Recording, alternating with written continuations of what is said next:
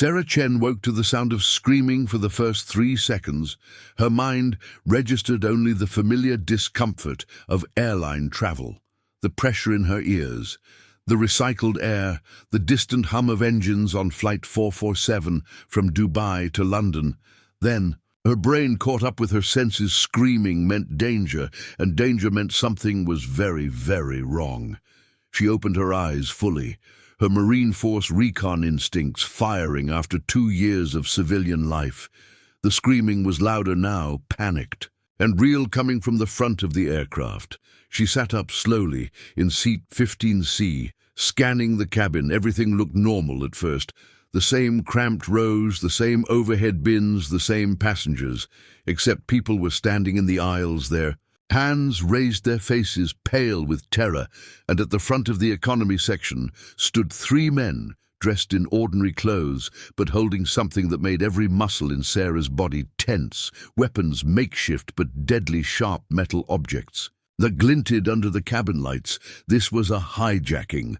Sarah froze, every sense suddenly hyper-alert, her heart rate slowing instead of racing the way it had been trained to do in crisis situations, adrenaline sharpening her focus instead of clouding. 3 hostiles. She counted maybe more in first class. Unknown weapons, probable blades. No firearms, or they would have used them already. Approximately 200 passengers crew. Unknown status, aircraft altitude cruising, probably 35,000 feet, options limited. Extremely limited. Before we continue with what Sarah discovered about the hijackers, we need you to be part of this community. Stories like this one, where ordinary people face extraordinary circumstances and where courage emerges in the most unexpected moments, need to be shared. Every subscription to Untold Courage helps us bring more of these incredible journeys to people who believe, like you, that heroes walk among us. Hit that subscribe button now, because what happens next will leave you breathless. Sarah slowly lowered herself back into her seat, making her body language as non-threatening as possible. Years of training had taught her that the first rule of hostage situations was to assess before acting. The second rule was to never reveal your capabilities until absolutely necessary. She was dressed like every other exhausted traveler: jeans, a loose sweater, her dark hair pulled back in a simple ponytail. Nothing about her screamed military. Nothing about her suggested she was anything other than another scared passenger, and that was exactly how she needed it to stay. The lead hijacker was shouting now in accented English, demanding that everyone sit down, remain calm, cooperate. He was maybe 30, dark-haired with eyes that darted, constantly scanning the cabin for threats. His 2 companions flanked him, one covering the left aisle, one covering the right. They moved with coordination. These were not amateurs. This was planned. Sarah's mind raced through scenarios she had studied. Dozens of hijacking cases during her training. Most ended one of 3 ways: negotiated landing, with authorities waiting; tactical team breach, if the plane landed, or passengers rising up to overwhelm the hijackers. Option 3 was what happened on September 11, 2001, when ordinary people became heroes because they knew waiting meant death. But this was different. This was 2024. Cockpit doors were reinforced. Pilots were trained to never open them, no matter what happened in the cabin, which meant these hijackers either had a different plan or did not understand modern aircraft security. Sarah watched as the lead hijacker moved down the aisle, collecting phones, tablets, anything that could communicate with the outside world. Passengers handed them over with shaking hands, some crying, some frozen in shock. A woman 2 rows ahead was praying softly in Arabic, her hands clutched together so tightly her knuckles were white. The hijacker reached row 13, then row 14. Sarah pulled her phone from her pocket, a cheap burner she had bought in Dubai for the trip. Her real phone, the one with encrypted contacts and emergency numbers, was in her checked luggage, useless. She handed over the burner without making eye contact. The hijacker barely glanced at her, moving on to row 16, collecting more devices, dumping them all into a black bag that his companion held open. Sarah's seatmate, an elderly British man, was trembling beside her, his breathing rapid and shallow panic attack she recognized. The signs immediately, she reached over slowly and placed her hand on his arm. "Gently breathe with me," she whispered, "slow and steady, in through your nose, out through your mouth." The man looked at her, his eyes wide with fear, but he tried to match her breathing, his chest gradually slowing its frantic rise and fall. "Good," Sarah murmured. "Keep doing that. You are going to be fine." I promise. She did not know if she could keep that promise, but people needed hope in situations like this. They needed something to hold on to. The lead hijacker had reached the front of economy again. He conferred briefly with his companions, speaking in a language Sarah did not recognize, not Arabic, not Farsi, something else, Eastern European. Maybe. Then he turned to face the cabin, his makeshift weapon, a long piece of sharpened metal, probably smuggled through security in pieces and assembled in the bathroom, held high. "Listen carefully," he shouted, his voice carrying over the frightened whispers. "This aircraft is now under our control. The pilots will follow our instructions. We will land at a location of our choosing. If you cooperate, no one will be hurt. If you resist, if you try to be a hero, people will die. Do you understand?" Silence, then scattered responses. Yes, some nods. The hijacker seemed satisfied. He gestured to his companions, who began moving through the aisles, checking seat pockets overhead, bins looking for anything hidden, any threat they had missed. Sarah kept her breathing steady, her posture relaxed. Everything about her body language screamed compliance. But her mind was working through possibilities. 3 hostiles meant 3 targets. The leader was the priority. Taking him out would disrupt their coordination. But the weapons were a problem. Sharp metal could kill quickly in close quarters, and in an aircraft cabin there was nowhere to run, nowhere to take cover. Collateral damage would be high. She needed more information. She needed to understand their plan, their timeline, their breaking point. The hijacker covering the right aisle passed by her row, and Sarah noticed something, a bulge under his jacket left side, probably a backup weapon or communications device. He was sweating despite the cool cabin air, nervous. This was his first time. Sarah would bet money on it. The leader was experienced, but this one was scared. Scared people made mistakes. Scared people could be exploited.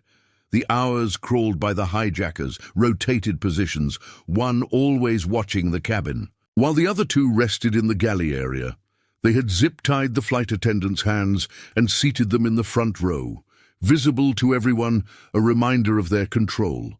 Passengers sat in terrified silence, some crying quietly, others staring blankly at the seatbacks in front of them. Children whimpered. Parents tried to comfort them with whispered reassurances that rang hollow. Sarah's seatmate, the elderly British man, had calmed somewhat, but still flinched at every sudden movement. "What is your name?" Sarah asked quietly, keeping her voice low enough that it would not carry my name. He stammered. Arthur Pemberton. "I am Sarah. Nice to meet you, Arthur." Arthur looked at her as if she had lost her mind. Nice to meet her. They were being hijacked, possibly flying toward their deaths, and she was making introductions, but then something in her calm demeanor seemed to steady him. He nodded slowly. Arthur repeated, "Nice to meet you too. I suppose, do you have family?" Sarah asked, distracting him, giving him something to focus on. Besides fear, Arthur's face softened. "Yes, my wife Margaret. We have been married 42 years. I was visiting our daughter in Dubai. She just had a baby, our first grandchild." He pulled out his wallet, with shaking hands, and showed Sarah a photo. A smiling woman with kind eyes, holding a tiny bundle. "That is wonderful." Sarah said genuinely, "Margaret must be worried about you right now, but you are going to see her again, Arthur. I promise you that." Arthur searched her face, looking for false comfort, but whatever he saw, there seemed to convince him. He nodded, tucking the photo away. "Thank you," he whispered. "You are very kind." Sarah was not being kind. She was being strategic in a hostage situation, keeping people calm, keeping them focused on survival, keeping them from doing something panicked that could get everyone killed was critical. But she also meant what she said Arthur was going to see. His wife again. She was going to make sure of it. The cabin lights dimmed slightly as the aircraft continued flying. The sun had set outside the windows, showing only darkness and the occasional distant lights of cities far below. Sarah checked her. Watch 7 hours into the flight. They should have been approaching London by now, but the aircraft was still flying, which meant the hijackers had convinced or forced the pilots to alter course. Where were they going?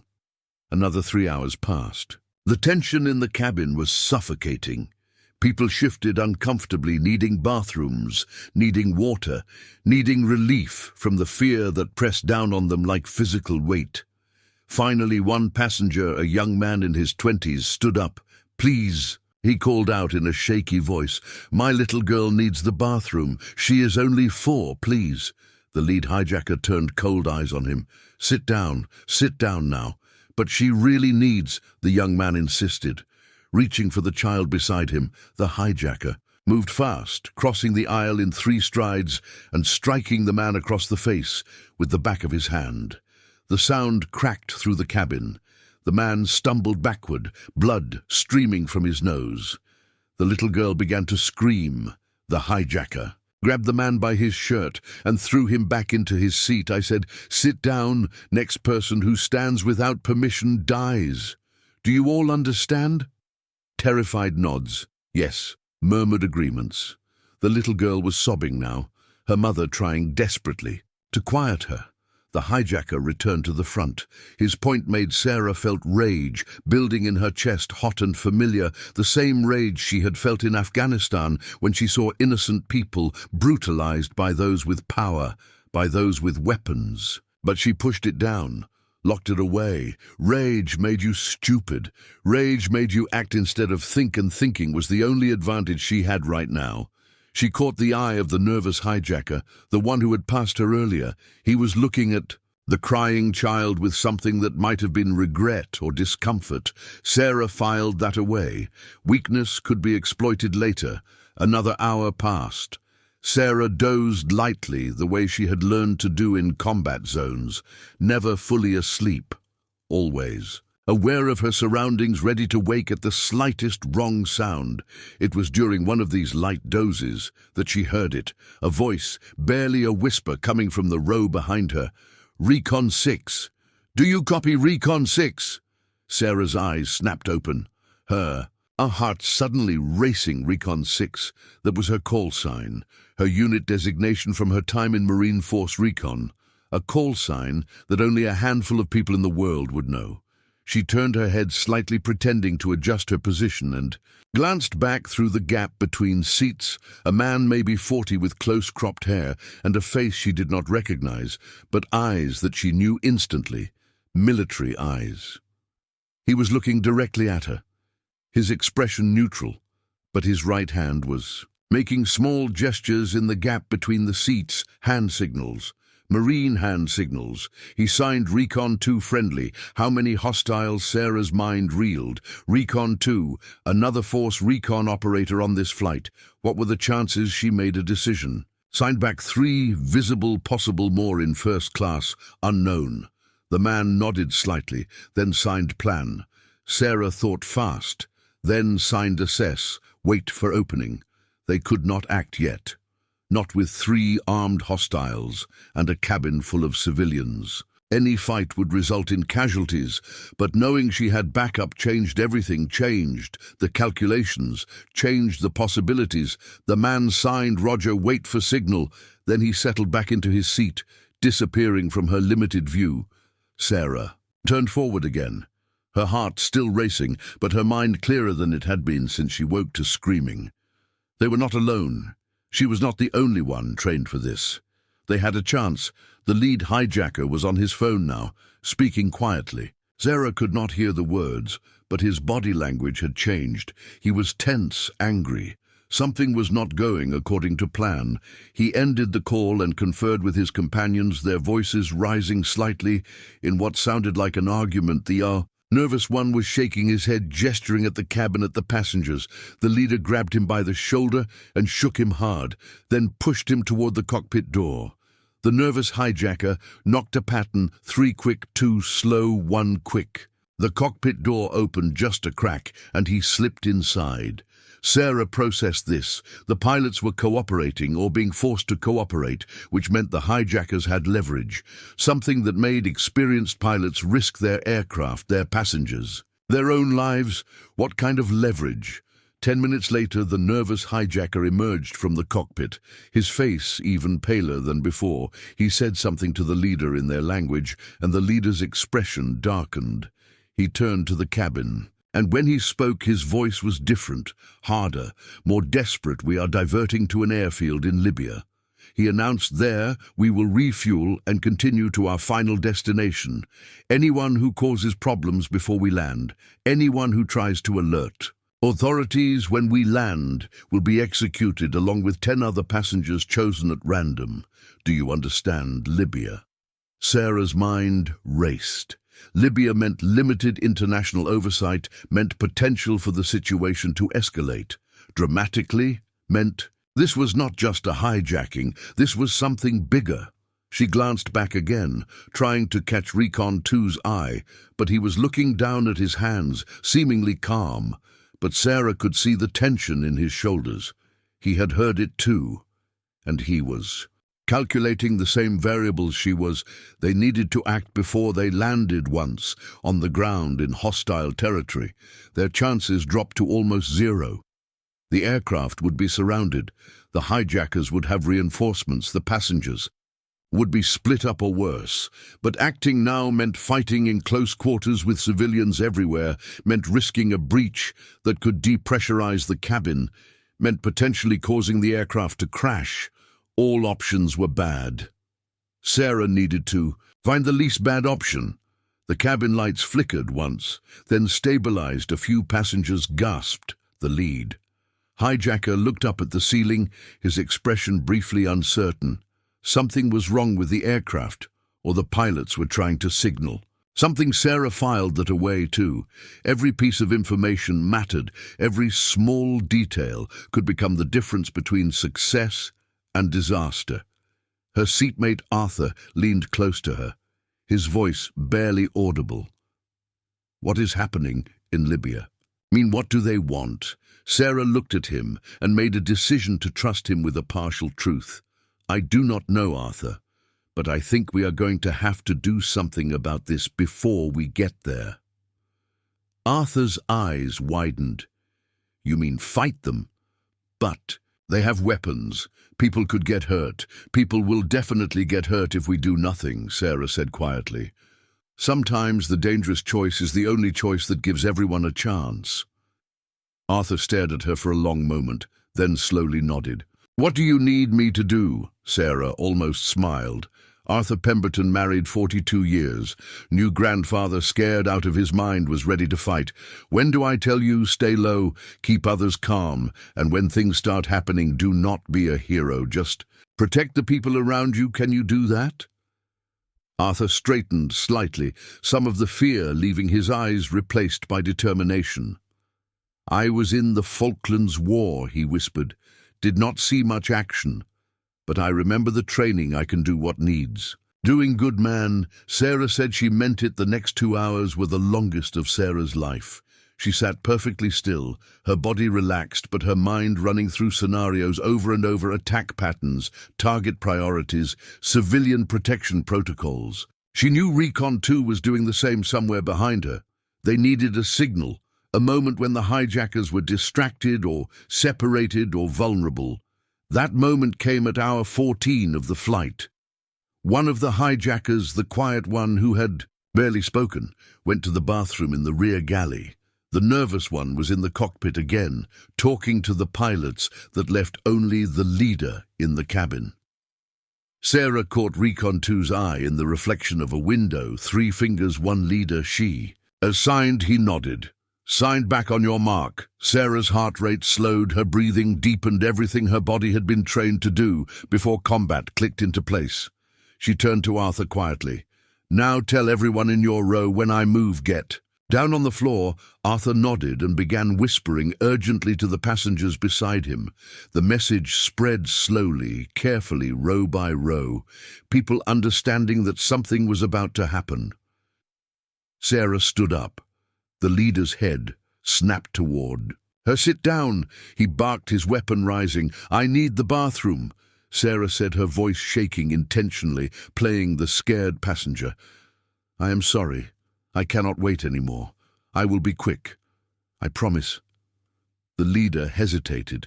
He had let people use the bathroom before, supervised one at a time. It was a reasonable request. He gestured with his weapon. Make it fast. Someone goes with you. Sarah nodded meekly and started moving toward the aisle. The leader turned to call for his companion, and that was the moment. Sarah had been waiting for the instant his eyes left her, the split second when his attention divided. She moved. Marine Force Recon operators were trained to cover ground faster than most people thought possible, trained to close distance before. A target could react, trained to kill efficiently and without hesitation. Sarah crossed the 5 feet between them. In less than a second, her right hand caught his weapon wrist, twisting hard. Left hand, striking his throat, precisely measured force. To stun, not kill, not yet. The leader gagged, tried to bring his weapon around, but Sarah was already inside his guard. Her knee drove into his solar plexus, folding him forward. Her elbow came down on the back of his neck and he collapsed behind her. She heard movement, Recon 2 engaging the hijacker coming out of the bathroom, the sound of bodies hitting the galley wall, a grunt of pain. Not Recon 2's, the nervous hijacker burst out of the cockpit. His weapon raised, his eyes wild with fear. And Sarah saw the calculation. He was going to attack. He was going to start stabbing passengers, because that was what cornered, scared people did. They lashed out. She had no weapon. She was 15 feet away, too far to close the distance before he could hurt someone. Arthur. Pemberton rose from his seat. Arthur, who had promised not to be a hero, who had been in a war 40 years ago and still remembered the training. Arthur stepped into the aisle, directly in the nervous hijacker's path. His arms spread wide, protecting the passengers behind him. The hijacker lunged.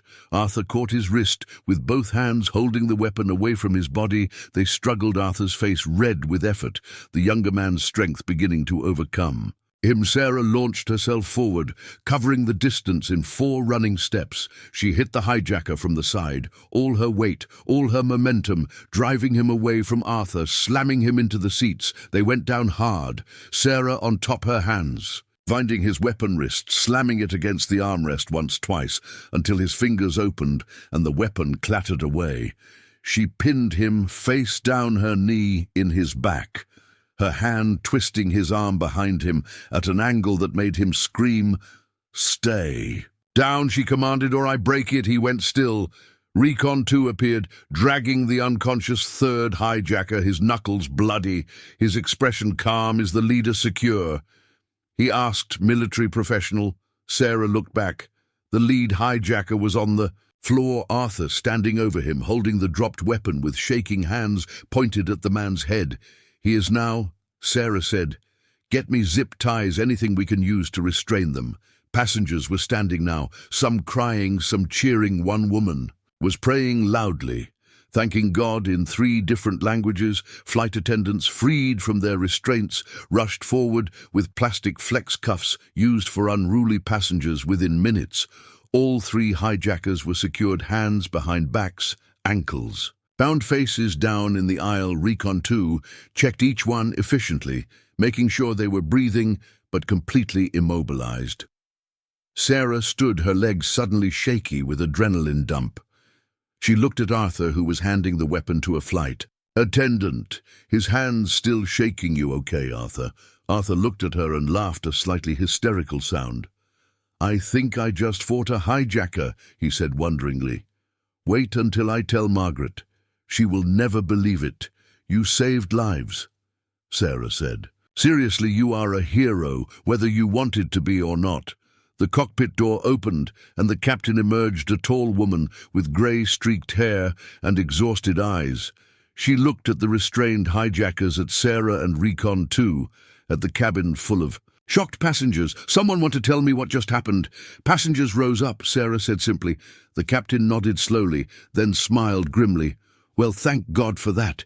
We have been waiting for a chance to break protocol and turn this bird around. She looked at Sarah and Recon too, her expression knowing you two military. Sarah glanced at Recon too. He nodded once. Marine Force, Recon, Sarah said both of us. The captain's smile widened even better. I am former Navy. We will get along fine. She turned to her co-pilot visible in the cockpit door. Get us turned around, best speed to London. Notify authorities. 3 hijackers restrained and secured, aircraft safe, passengers safe. The co-pilot grinned already on it. Sarah felt the aircraft banking, the subtle shift as it came around, heading back west, heading home. She looked around the cabin at faces transformed from terror to relief to joy.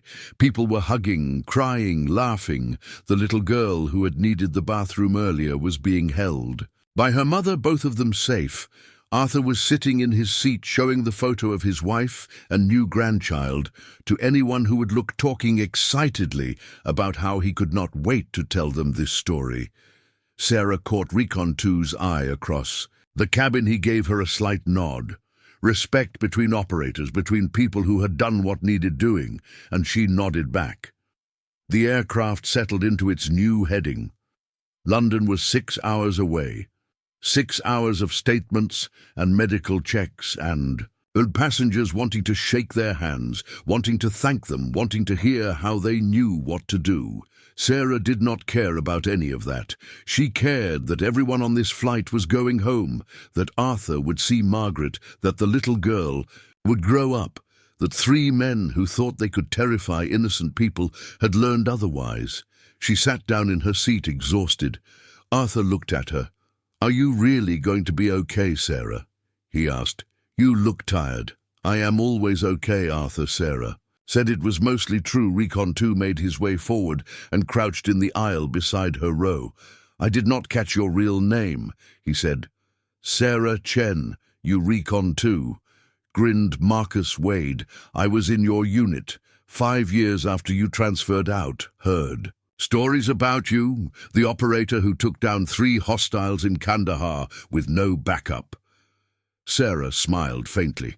That was a different life. But yeah, that was me. Marcus shook his head, still in awe. Well, it is good to know the stories were true. When I heard someone whisper your call sign, I thought I was imagining things. You were the last person I expected to see on a flight to London. It is funny how life works, Sarah said. Sometimes you are in the right place at the right time. Sometimes you are the right person for the job. Marcus stood and extended his hand. Sarah shook it firmly. Operator to operator, warrior to warrior. If you ever need anything, he said seriously.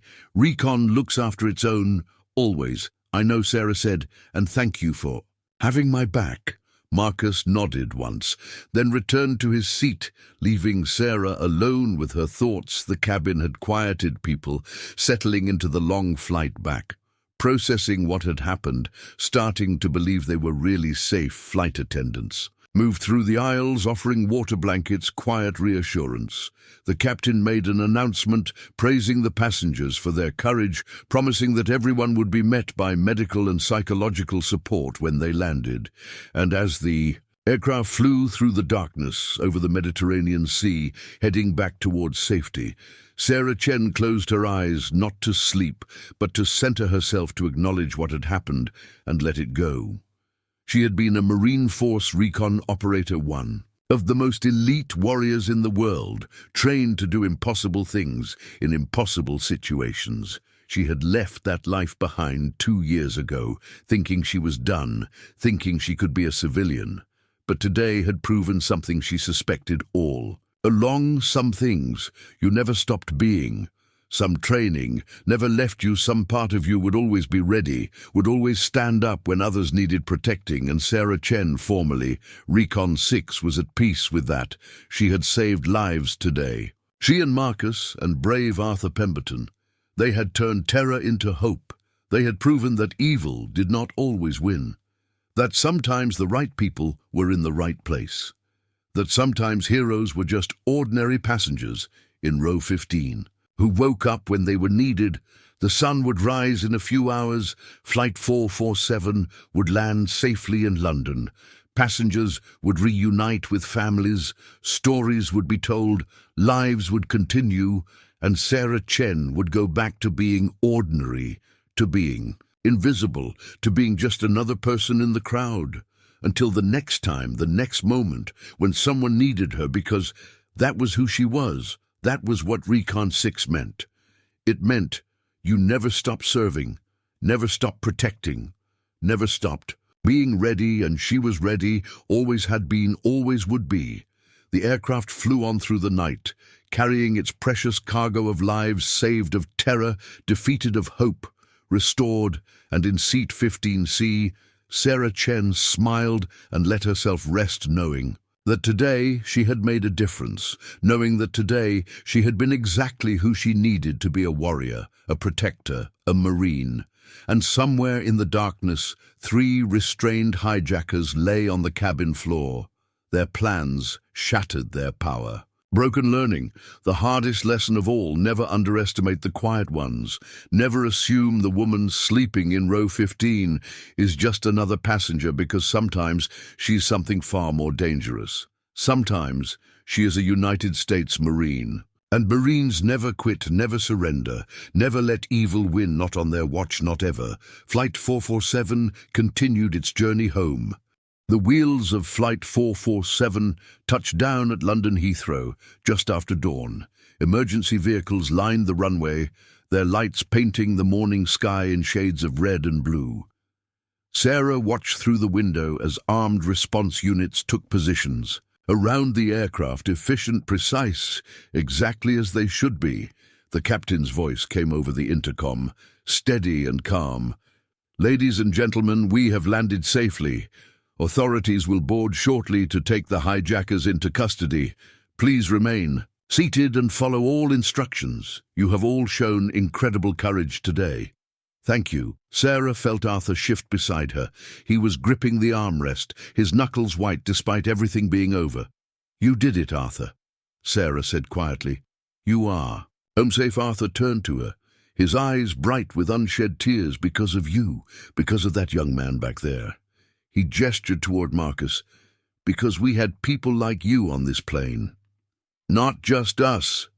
Sarah corrected. "Everyone who stayed calm, who helped, who did not panic, you included. We all got through this together." The aircraft door opened and tactical teams entered, moving with practiced efficiency. They secured the 3 hijackers, still zip-tied and compliant. Now their earlier aggression replaced by the dull resignation of captured men. Within minutes, they were removed from the aircraft, taken away to face justice. A woman in a dark suit entered next, flanked by officials. She made her way directly to Sarah's row, Agent Victoria Hammond. "My 6, she said, showing credentials. "We need to debrief you," and she glanced back at Marcus, the other gentleman who assisted in subduing the hijackers. Sarah nodded, stood and followed Hammond off the aircraft. Marcus joined them, and they were escorted to a private area, away from the press already gathering at the terminal, away from the chaos of passengers reuniting with families. The debriefing took 3 hours. Sarah and Marcus walked Hammond through every detail, the initial moments of the hijacking, the coordination between the 3 men, the diversion to Libya, the decision to act. Sarah left nothing out. Her training, her instincts, the hand signals that had allowed her and Marcus to coordinate. Hammond listened, took notes, asked pointed questions. When they finished, she sat back in her chair and studied them both. "You saved 237 lives today," she said quietly. "The intelligence we are gathering from those 3 men suggests this was part of something much larger, a coordinated Effort we will be investigating for months. Sarah absorbed this will. The passengers need protection. Hammond shook her head. We do not believe. So this cell operated independently. Their capture will not trigger retaliation, but we will monitor everyone. On that flight, just to be certain, she paused. You both could have walked away, could have stayed quiet, hope for the best. Instead, you acted. Why Marcus spoke first? Because walking away was not an option. Not when we had the skills to help. Sarah nodded. Because people needed us, and when people need you, stepping up is not a choice, it is a responsibility. Hammond smiled faintly. I suspected you would say something like that. She stood, extended her hand. Thank you both, truly, on behalf of everyone who did not have to mourn someone today. Thank you. They shook hands. Sarah felt the weight of it, the gratitude, the recognition, the understanding that what they had done mattered. Outside, the debriefing room chaos had transformed into celebration. Passengers were gathered in clusters, some giving interviews, others being checked by medical staff.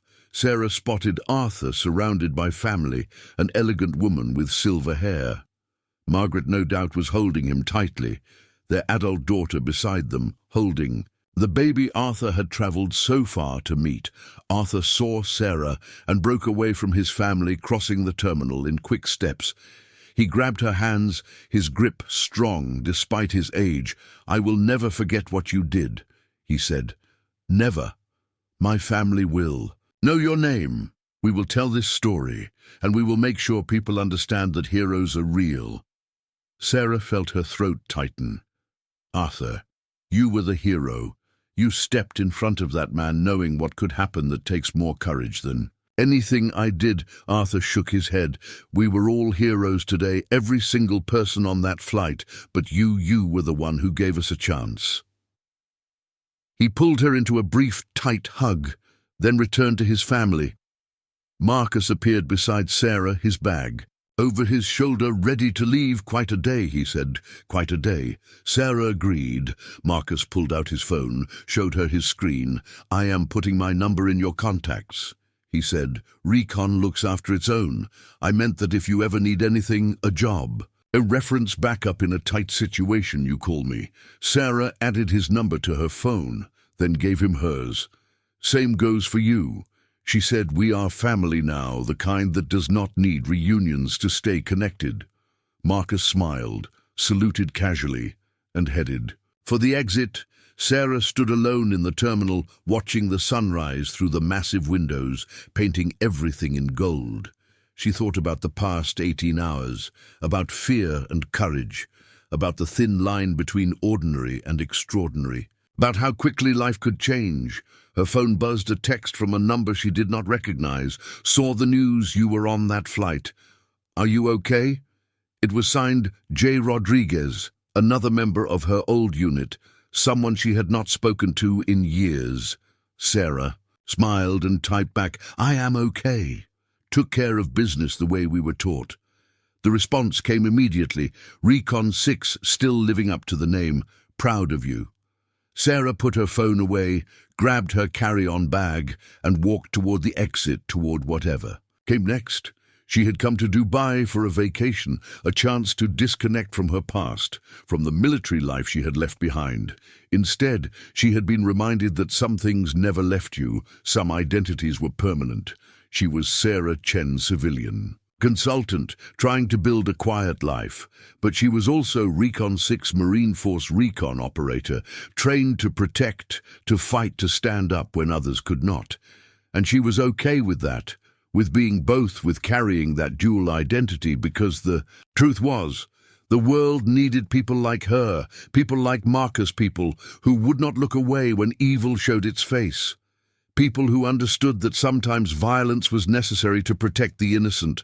Flight 447 would become a news story, a case study, a reminder that hijacking still happened in the modern world.